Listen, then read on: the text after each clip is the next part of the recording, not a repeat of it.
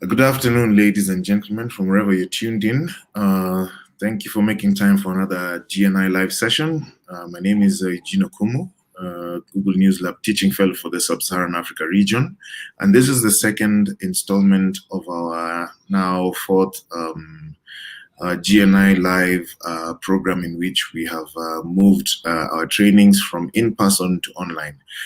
This has been occasioned by the coronavirus pandemic affecting our regular in-person trainings and travels. So this is just a way of us providing the same free information as well as new information that is coming out of the News Lab to you from wherever you're logged in. So for today's session, we're going to be looking at freelance tools and tips. Our last week's session was on vaccine verification. That is available on the Google News Initiative YouTube channel, where it was archived. You can go ahead to log in and check that out. But as well, I'm going to mention a few things from that session that were mentioned in that will apply rather to today's session as well. So look out for that. So today's session, as I've mentioned, is going to be on freelance tools and tips. If I can just pull up my presentation. So this is, of course, covering the Sub-Saharan Africa region, as I've mentioned. I'm a teaching fellow that caters specifically to that particular region of where we have operations globally.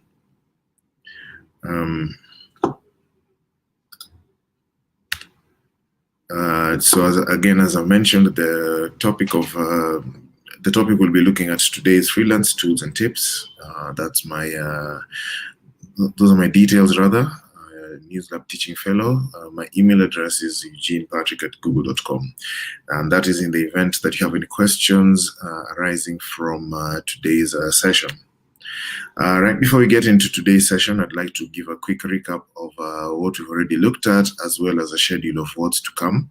So as I've mentioned last week, at a time like this, we looked at vaccine verification, an important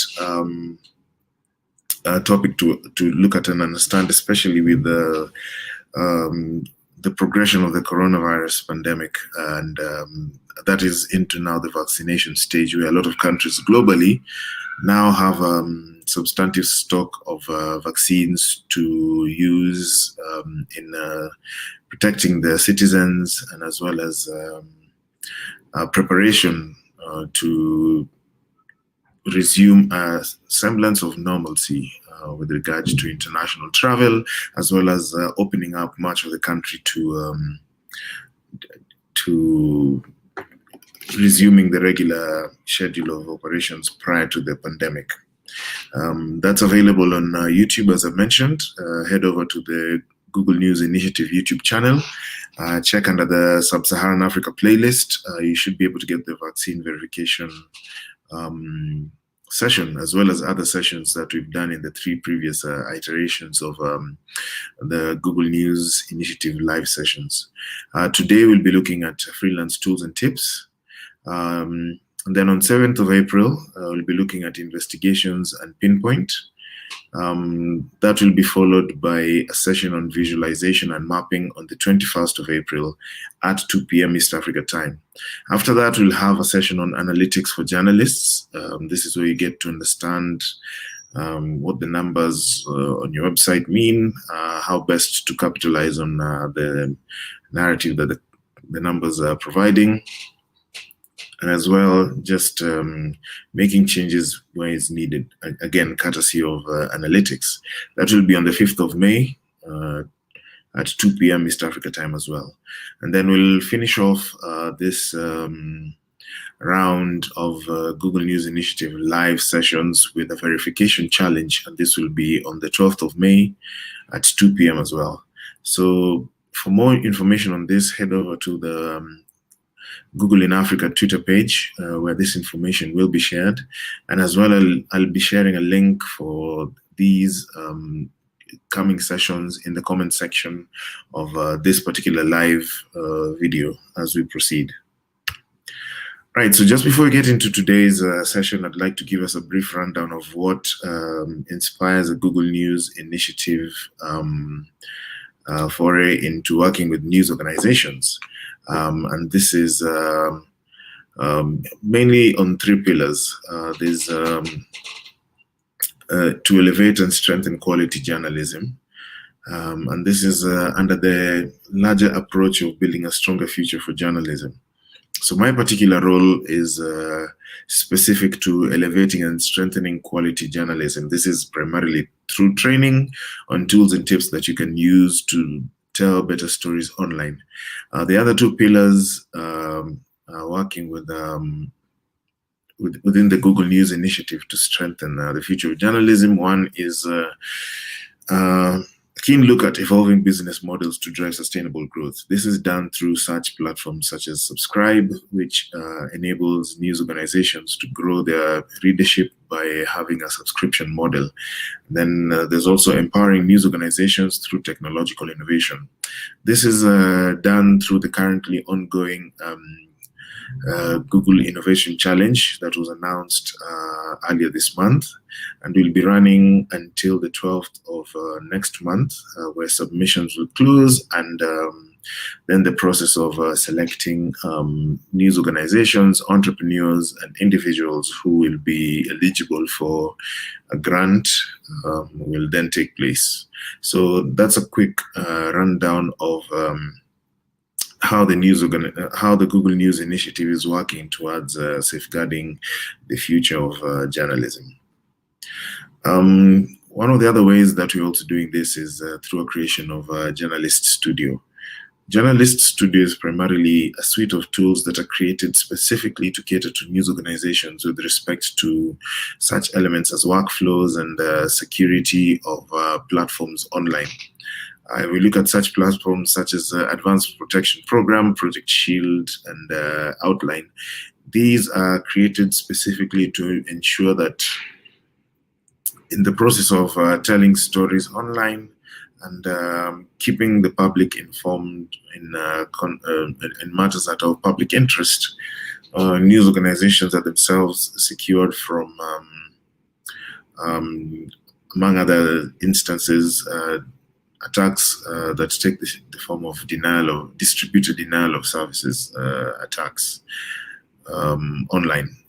So that is done through creation of virtual private networks, also providing such services as two-factor authentication in the case of privately owned accounts that journalists then use to get in touch with news sources. Then you have other tools that are created, such as Flourish, which is a data visualization platform, and we'll be looking at this at length during our visualization and mapping session that will be on the 21st of April at 2 p.m. You have Google Trends, which gives you insights into how people are searching for content online. You also have a Pinpoint, which is our investigative journalism platform. Again, we'll be looking at this in the next session, actually, that will be on the 7th of April. And a host of other tools that are continuously being developed to help journalists with better online storytelling. To find out more about these tools, head over to g.co/news training. This is our dedicated trainings platform where you'll find thematic courses that you can attempt at your pace, and they help with such areas as discovery of news stories, verification of news stories, and other areas such as mapping, visualization, data journalism, and the likes. I'll be referencing this platform throughout the training, or throughout the session rather, but in case you have any challenges with remembering it, I'll also link it in the comment section below.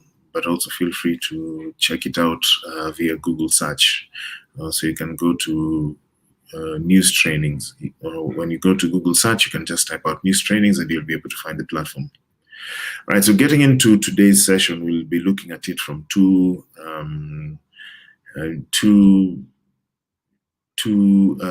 wider themes, that is freelance content and freelance formats. So for content, the start of any story involves generating the content.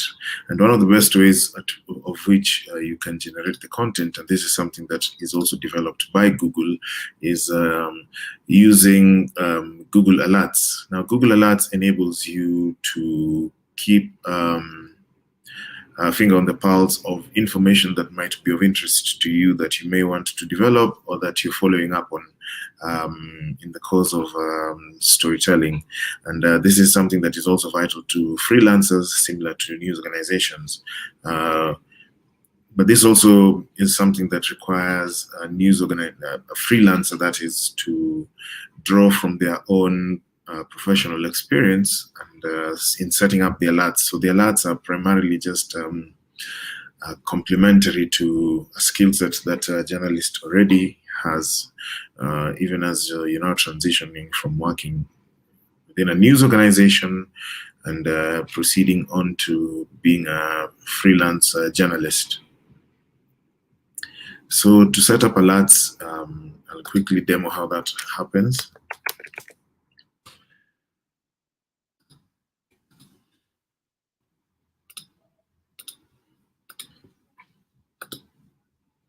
I'll go ahead and open the alerts platform. So to create alerts, I'll draw on a topic that's still highly being discussed, COVID-19. I'll add a modifier just to give it a specific allocation. So you can see previews of the kind of alerts you're likely to get once you set up your own queries for information that you'd like to stay up to date on.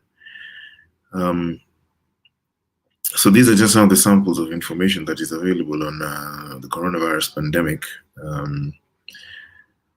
as at today, that is.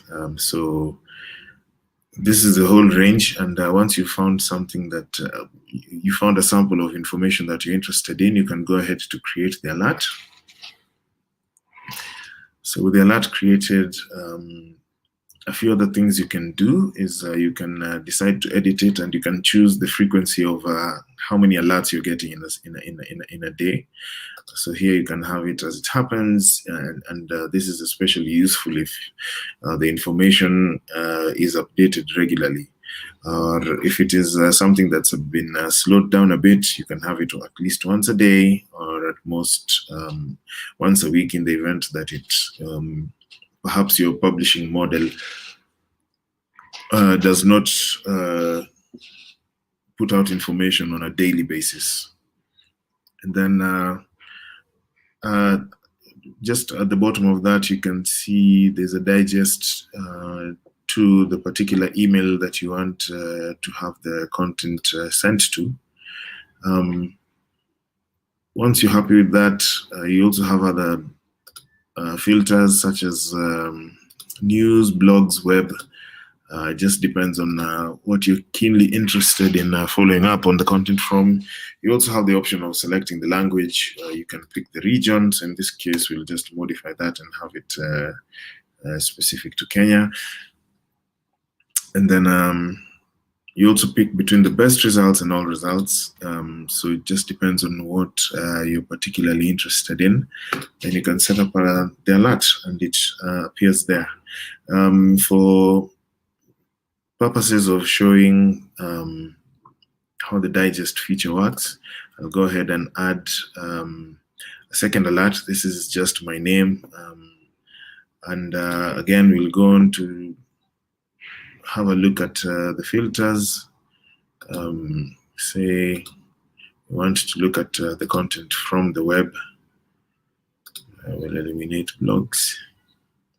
And then can also have video. So once that is done, we'll go ahead and update. So to edit the alerts at a go, you can go ahead and click on the settings option, and then you can select digest. So what digest does is it basically sends all your emails, all your alerts as one email. Then you can also go ahead to select the time of day when you'd want to have all your emails sent.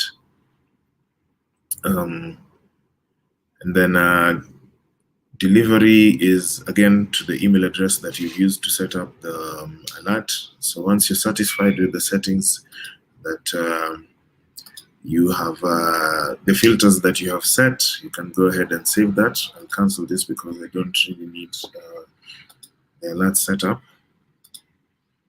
But that's how the alert system works.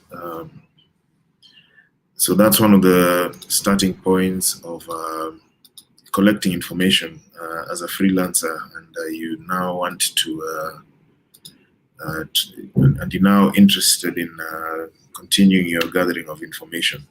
The other way you can generate content is by using what we call search modifiers. Search modifiers essentially work to assist with shortening the duration of search by limiting the pool of sources where your information is coming from. And there are multiple modifiers that you can use. The first example you're looking at on the top right of the screen is a modifier that eliminates certain category of information from keywords that might have multiple iterations, or rather multiple instances of or rather multiple categories where the information can be found from. So in this case, we're looking at Jaguar speed. Of course, there's the speed, the Jaguar, the car, and then there's Jaguar, the animal. So when you modify the search term in this way, you're eliminating results for the animal. You're instead focusing on the car. You also have the second example, which is looking for a particular keyword within a specific website. In this case, we're looking for information about British Prime Minister Boris Johnson within the BBC website. That example is similar to the second, with the exception that you're looking for a specific keyword within a particular domain. So in this case, we're looking at content from a government website about the gross domestic product in 2019. Fourth example is a modifier that works to give results similar to a particular keyword, but not from the keyword itself. In this case, you're looking at content related to Getty Images, but not from Getty Images itself. So related eliminates the keyword, but also gives you results for content similar to the keyword that you've typed in. Then cache, Internet Archive.org. This works towards giving you search results for content that has been cached online. And this is specific to the Wayback Machine, which primarily shows you content from websites from when they first started operating to what has been archived from them to date. The last example, and this is by no means exhaustive, go ahead and check out the course on advanced search on g.co/news training, where you'll be able to look at a host of other modifiers. The last example, however, is a modifier to look for a very specific file type online. In this case, the example shows expenses that are captured in the form of an Excel sheet. So those are just some of the modifiers and how you can use them, and as well as others. For example, one that shows you quotes. I'll just quickly jump out of the presentation and head over to and head over to a new tab where I can then show you how you can use a modifier for quotes. So for example, if you're looking for information about who said what, you type it out as who said this, question mark, colon, then I have a thing. So if you hit enter, it will give you results of the particular speech. In this case, it was a speech by Dr. Martin Luther King Jr. That he delivered in 1963 on August 28th.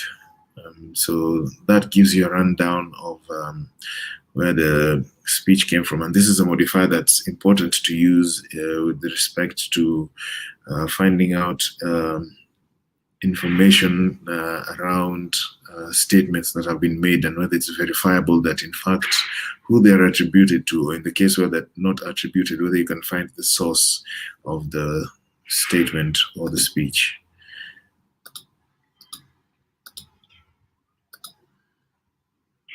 So I'll then jump back into the presentation and we can proceed.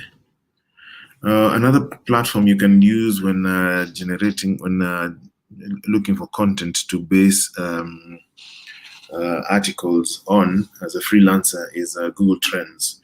Google Trends basically gives you a snapshot of search indices and how people are looking for information online. In certain regions, you'll find live indices. In other regions, you still don't have the real-time trends, but it gives you a pretty clear picture of what people are looking for over time. Again, I'll quickly jump into a demo of how this works, just so you can have a better understanding of the Trends platform and how you can use it, as well as point out a few instances in which information available on Trends can be used, and how you can then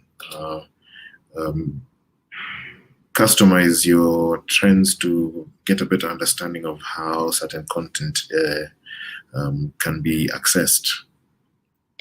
So this is a basic example of trending searches in Kenya over the last few hours. And this typically goes back up to a week, and then you can now start to customize filters so that you can get a better grasp of how certain topics and terms have been searched over time. So here you can see there's information on sports, on current affairs. There's a political leader who passed away yesterday, so that's why that is showing up there. There's a lot of sports. At the moment, people are interested in sporting activities, hence the high volume of search. You also have, so as I mentioned, these trends go back up to 7 weeks. But if you're keen on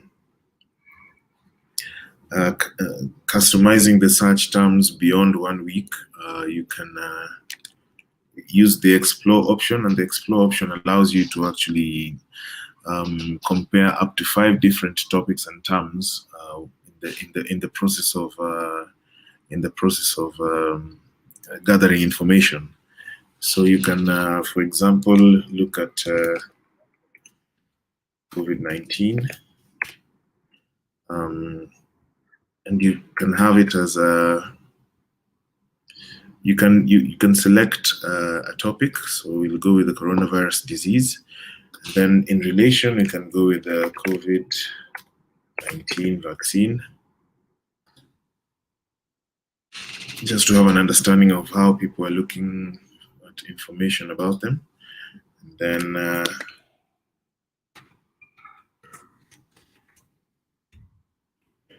I will also look at information about Tanzanian president who passed away. So A few things to note. You'll see that there's a graph here that has a value of 100% and a timeline at the bottom. But just above that, you'll also notice that there's certain filter options you have. So the filter options help you to refine the search trends, just so you better understand how people are looking at information about the topics that you're making a comparison of. I'll go ahead and change one of the filters. So you'll notice that once that change has been made, there's also a change in how the content is being looked at. In fact, I'll just add one more term.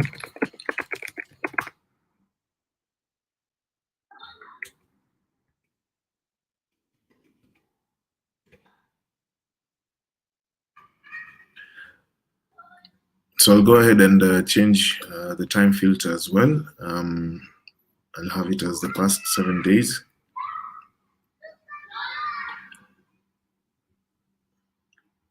You also have an option of up to 25 categories to pick from when you're modifying your filters for search trends. For example, you can go and select news, and that one also changes how the graph looks like. And then you can also select the sources. So here you'll go with the news search, and again, as you can see, the shape and the distribution of the graph changes to match the filters that are in use. You also typically have a geo-visualization of the search trends, so that also gives you a good idea of how interest in search on certain terms and topics is distributed from a regional perspective. And then you also have individual visualizations for the respective topics. So you can look at those, and as well, you have related queries with the trends. So how this helps you as a freelancer is that not only are you aware of what people are searching, but how people are searching for it as well. In this case, we can see that at the height of information about the passing of the Tanzanian president, there was a lot of interest about how people are searching for him, news about him today, breaking news, latest news, and so on and so forth. So this gives you a picture of how people are looking for information and what information they're looking for. So in case you want to pitch or you want to follow up on a story, this is a good platform to start on whenever you're sourcing for information online. So we'll then move on to the presentation, and we can look at other parts of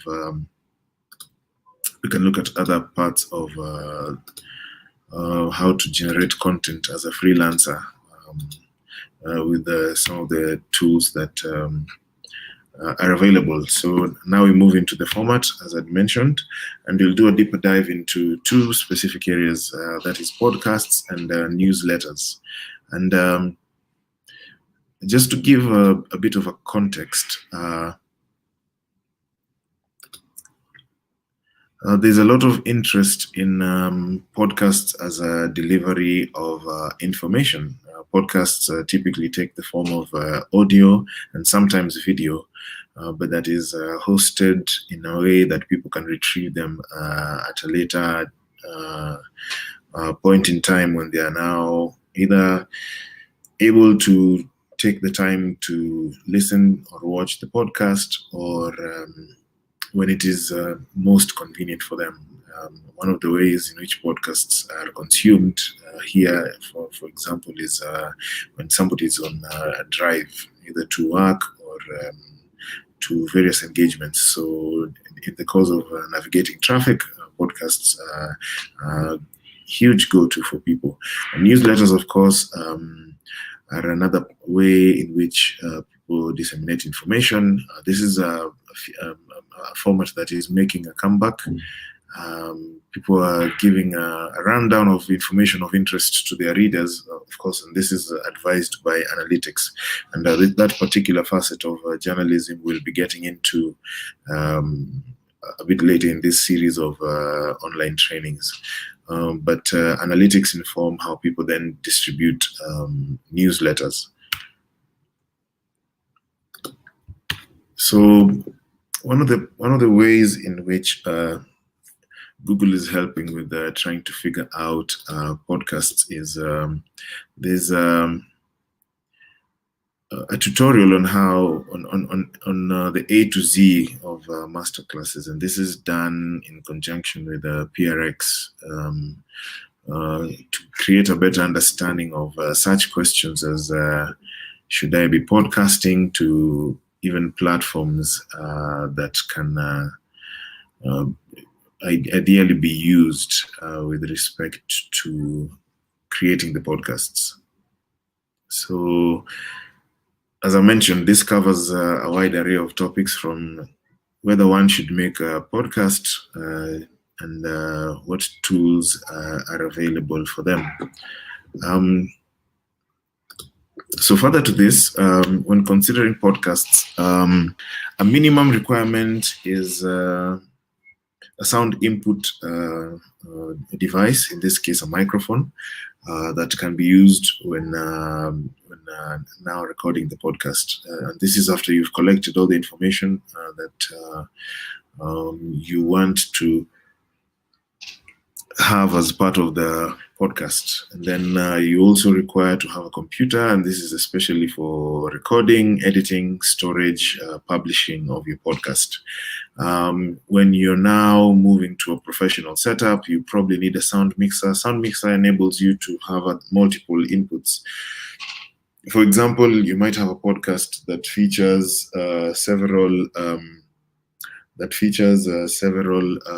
guests at a go.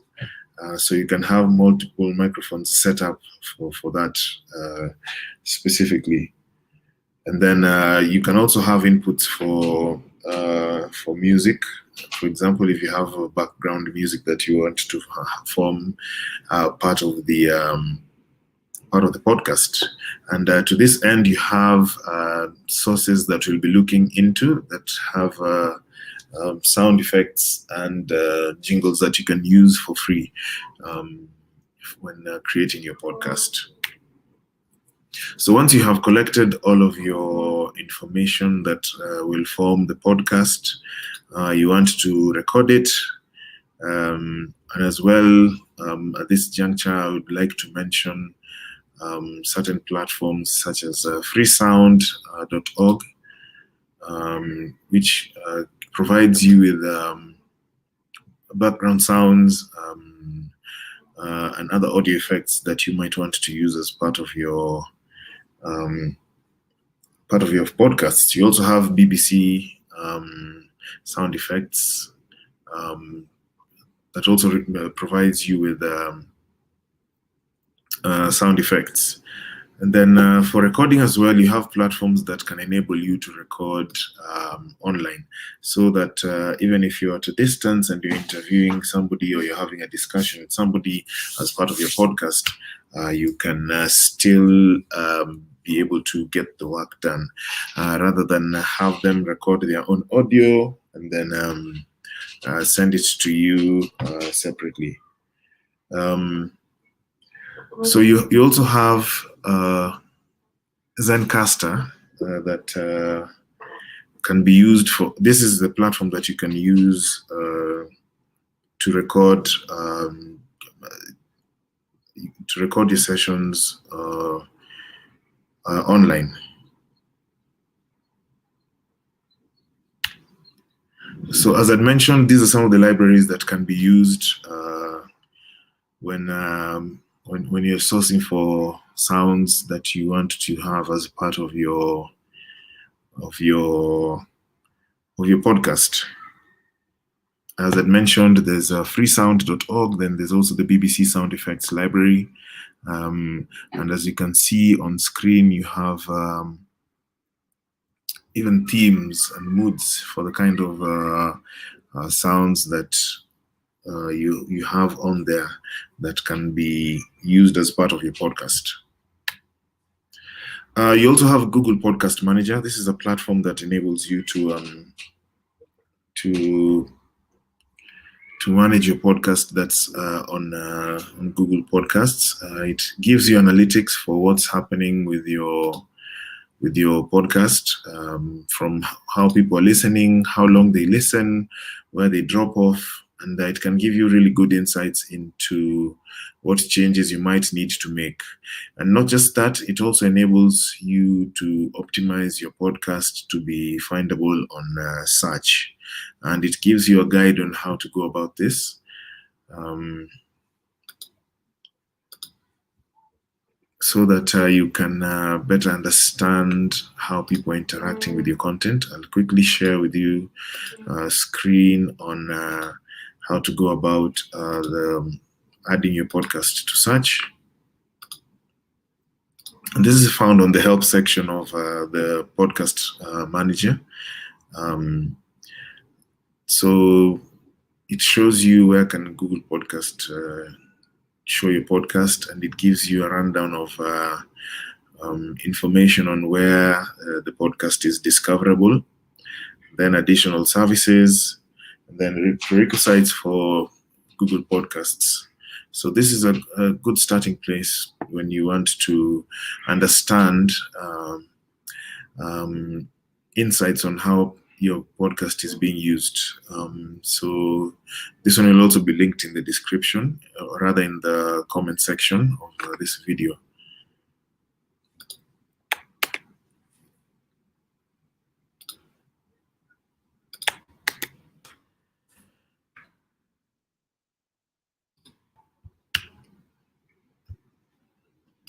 So I'll quickly jump back into the presentation. You can proceed.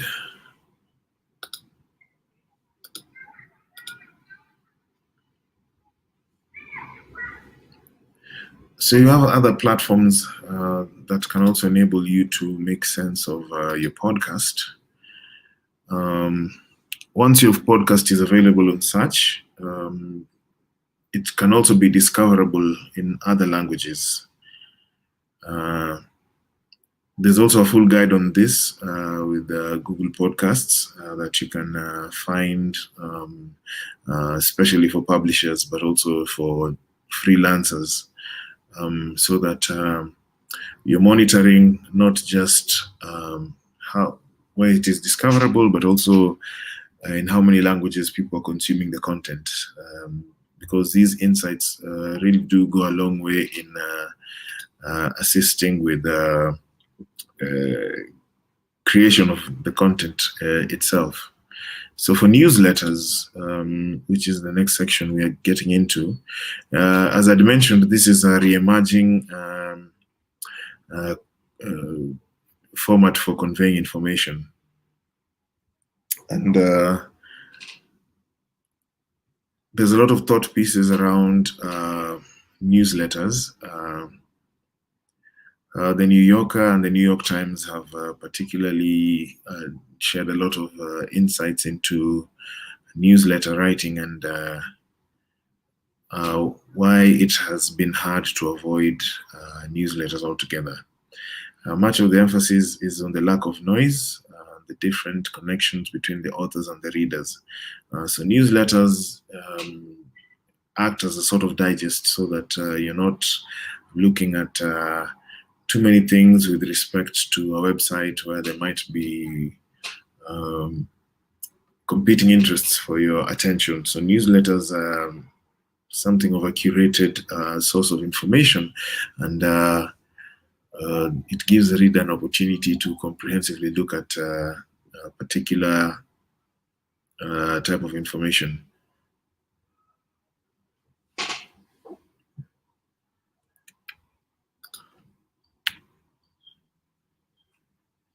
So Substack is a platform that enables enables users rather to understand what is popular and what people are paying to subscribe to. So this is a good source of insights into what would work for your newsletter if you're considering that going that direction as a freelancer. So the insights can be niche or can be general. So if you publish on Substack, you can use their tools to track engagement and see what your readers really love. So yeah, this is a newsletter publishing platform. And it gives you the insights much like any other platform that offers insights on how content posted there is being interacted with by users.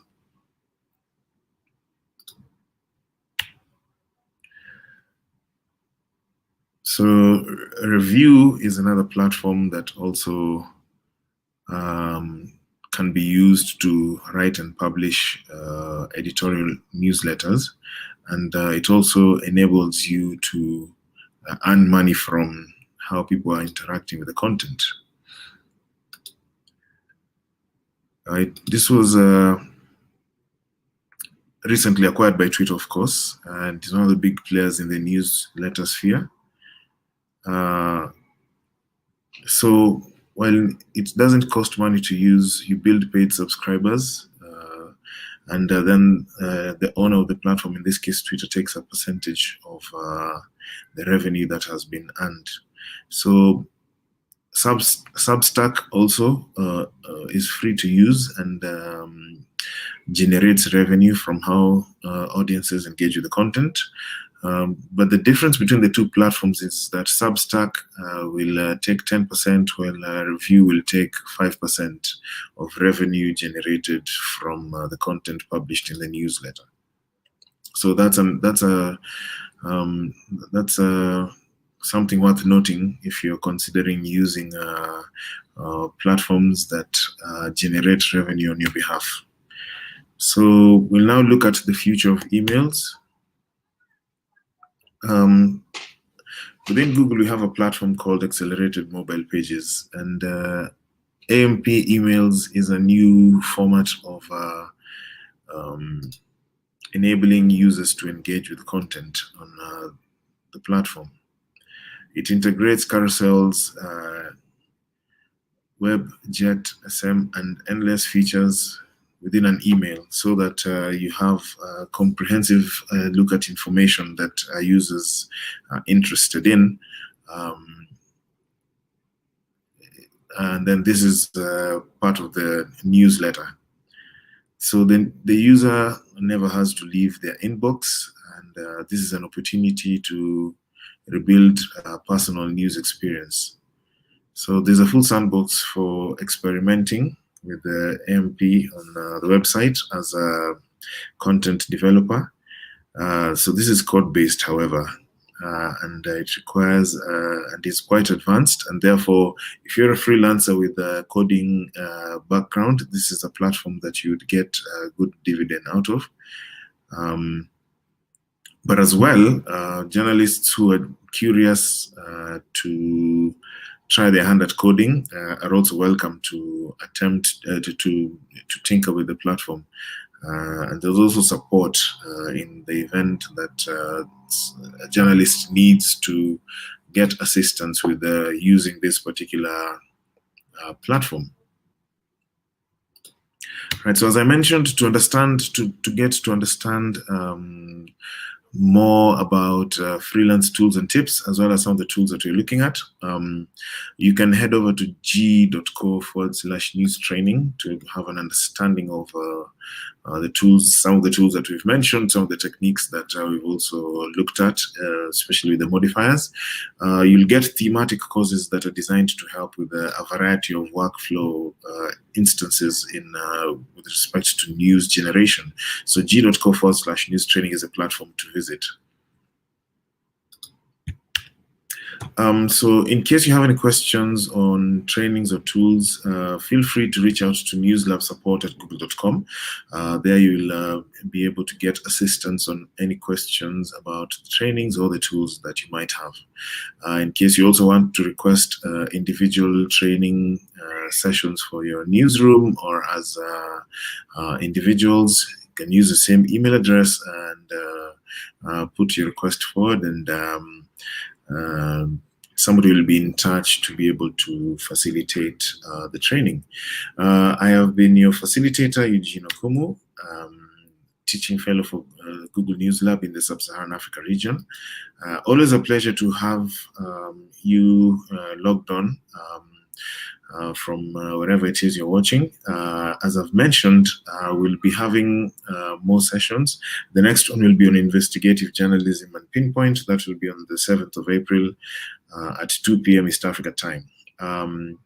And as well, look out for the same information on the Google Africa Twitter handle.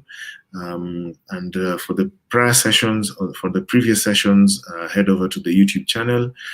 You'll be able to find the archived sessions, and you can stay up to date with the information that we looked through.